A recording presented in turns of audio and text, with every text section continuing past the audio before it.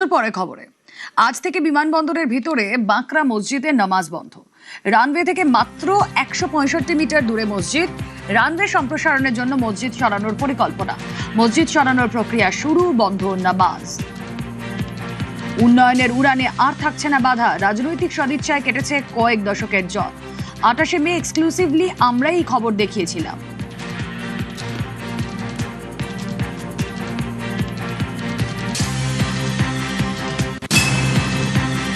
এই মসজিদটির জন্য এক ধারে যেরকম নিরাপত্তা বিঘ্নিত হচ্ছে, এখানে যে ঢুকছে ওখানে নামাজ পড়তে তাদের কোনো পাস ইস্যু করা হয় না, তারা খালি আধার কার্ড দেখিয়ে ঢোকে এবং সিআইএসএফ এর অনেক জওয়ান এবং একটা বাস রাখতে হয় তাদের নিয়ে যাওয়া এবং নিয়ে আসার জন্য।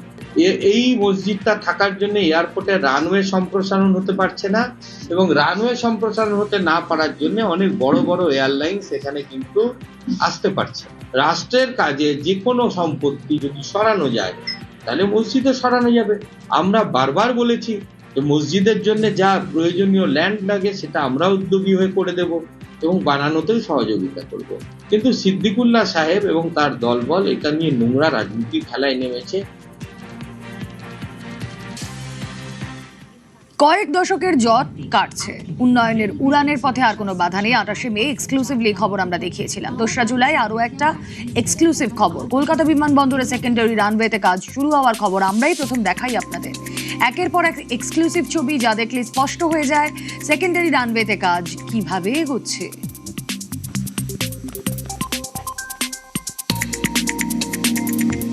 কলকাতা বিমানবন্দরের সেকেন্ডারি রানওয়েতে কাজ শুরু।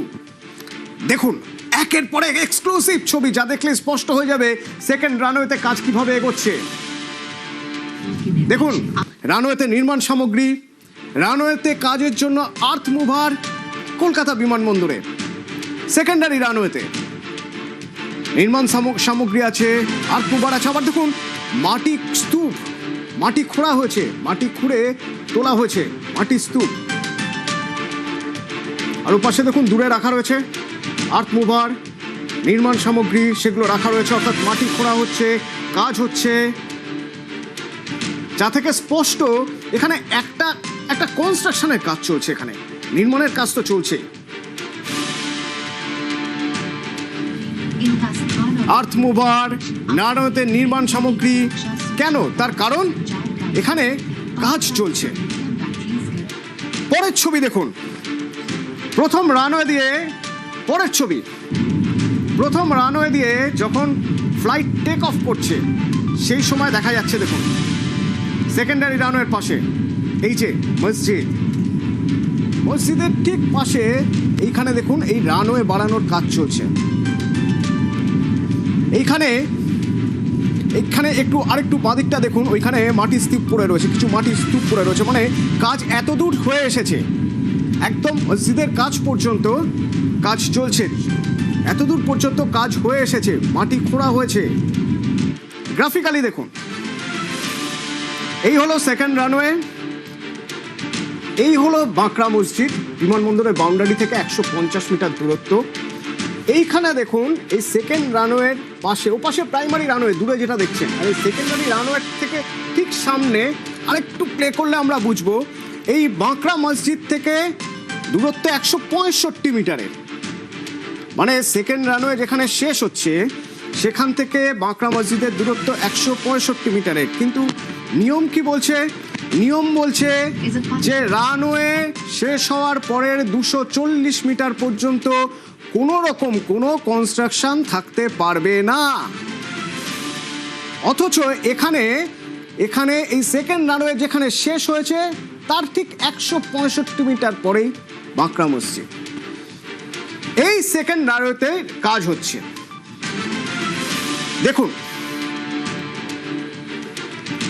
আর্থ মুভার দেখা যাচ্ছে এখানেই, এবং এই যে কাজ হচ্ছে দেখুন পাথর রাখা রয়েছে। পাথর কেন? আপনাদের একটু আগেই বলছিলাম যে প্রথমে মাটি খুঁড়ে পাথর দিয়ে একটা বেস তৈরি করতে হয়, কারণ মাটি নরম, সেক্ষেত্রে রানওয়েতে প্লেনের চাকা বসে যেতে পারে। দেখুন মসজিদ, যে মসজিদের কথা আপনাদের একটু আগেই বলছিলাম, সেকেন্ডারি রানওয়েতে সেই মসজিদ, তার ঠিক আগে পর্যন্ত কাজ চলছে, ঠিক মসজিদের আগে পর্যন্ত কাজ চলছে।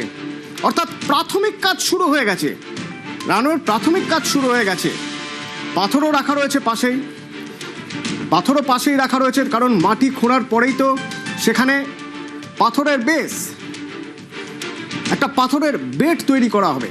পাথরের বেড বসানোর পর তারপর আরসিসি বা রানওয়ে কন্ডিশন কোড মেনে রানওয়ে তৈরির কাজ শুরু হয়ে যাবে। অর্থাৎ প্রাথমিক কাজটুকু সেরে ফেলা হয়েছে।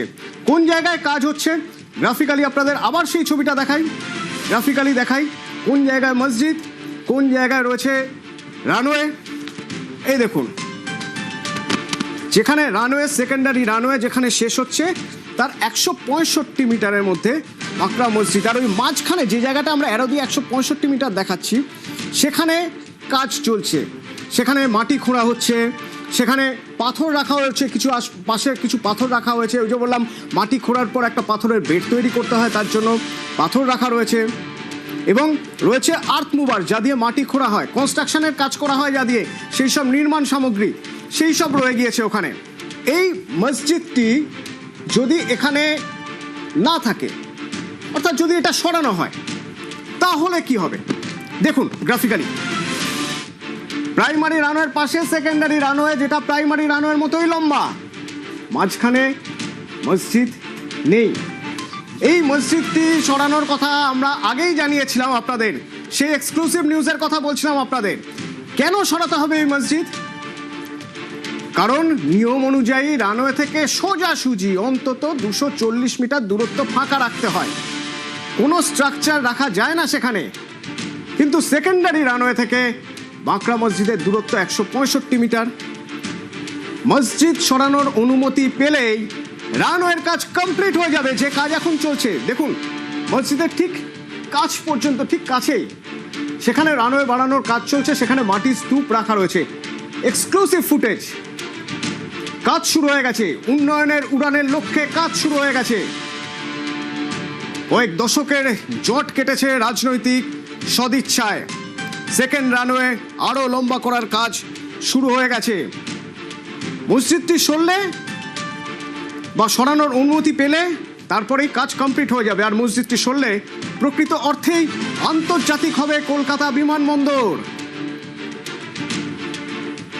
দেখুন ঠিক এইরকম ভাবে সেকেন্ড রানওয়েতে তাহলে কি হবে, বড় যাত্রীবাহী বিমান নামায় আর কোনো বাধা থাকবে না। বোয়িং 787, এয়ারবাস A330 নামতে পারবে। দিল্লি, মুম্বাই, বেঙ্গালুরু, হায়দ্রাবাদ, কোচিকে টক্কর দেবে কলকাতা। তাই সেকেন্ড রানওয়েকেও বিশ্বমানের করার কাজ শুরু হয়ে গেছে। এবার শুধু মসজিদ সরানোর অনুমতি পেলেই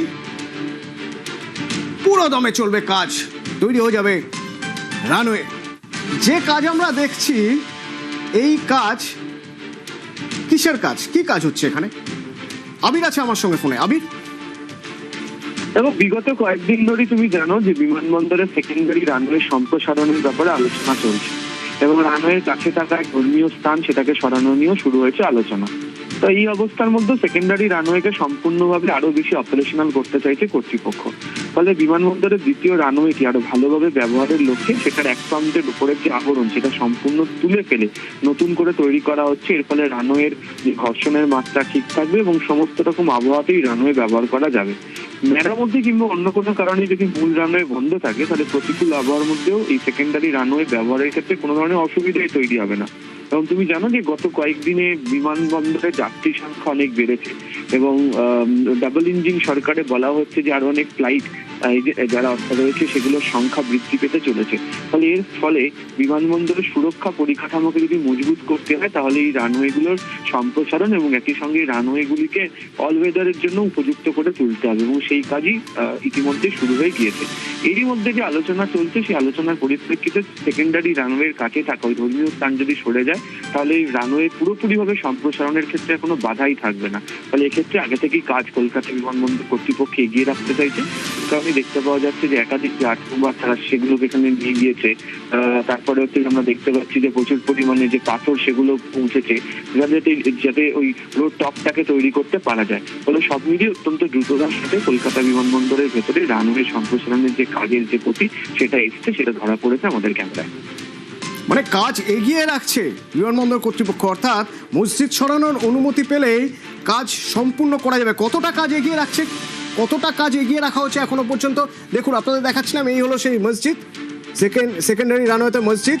আর এবার দেখুন, এই দেখুন এই পর্যন্ত কাজ হয়ে আছে। আমি যদি স্ক্রিনের লেফট সাইড অর্থাৎ বাঁ দিক দেখি, সেই পর্যন্ত মাটি খোঁড়া হয়ে গেছে, অর্থাৎ কাজ এগোনো হয়েছে এই পর্যন্ত। আর স্ক্রিনের একদম ডান দিকে দেখুন, এইখানে মসজিদ, অর্থাৎ মসজিদের খুব কাছে পর্যন্ত মাটি খোঁড়ার কাজ হয়ে গেছে। এবং মাটি খোঁড়ার পর তারপরে মাটি তোলার পর সেখানে পাথর বসানো হবে, পাথরের বেড, এবং তারপর আরসিসি মেনে শুরু হবে রানওয়ের কাজ, অর্থাৎ অনুমতি মিললেই কাজ সম্পূর্ণ করা যাবে।